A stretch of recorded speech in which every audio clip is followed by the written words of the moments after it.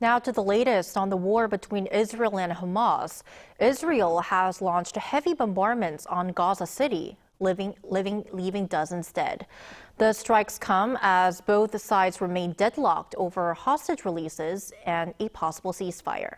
Park Kun-woo has the latest. Israeli forces launched a ground assault on Gaza City Monday evening local time, aiming to seize the Hamas stronghold. Al Jazeera reports that at least 48 people were killed and more than 50 were wounded. Israel's defense minister said Gaza is burning in a post on X after heavy overnight strikes on the city. Speaking to reporters on Tuesday, U.S. Secretary of State Marco Rubio also suggested the operation was already underway. The Israelis have begun to take operations there, so we think we have a very short window of time in which a deal could happen. While Israeli tanks push toward Gaza City, U.S. President Donald Trump warned Hamas on Truth Social to release Israeli hostages still held in Gaza, calling such an act a human atrocity.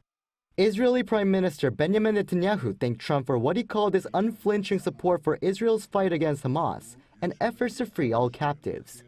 The ground push began just hours after Rubio met Netanyahu in Jerusalem. On Monday, both said the only way to end the conflict is to eliminate Hamas and free the remaining 48 hostages, about 20 of them believed alive, rejecting calls for an interim ceasefire.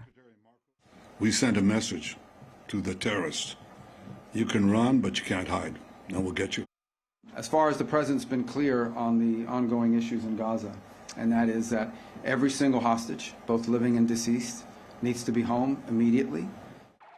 Meanwhile, Hamas insists it'll release the captives only in exchange for Palestinian prisoners, a lasting ceasefire, and an Israeli withdrawal from Gaza City.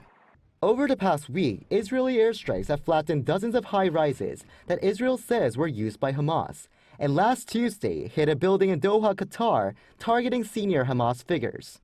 The Israel Defense Forces has urged more than 1 million residents of Gaza City to move south to designated humanitarian areas, saying some 300,000 have already fled.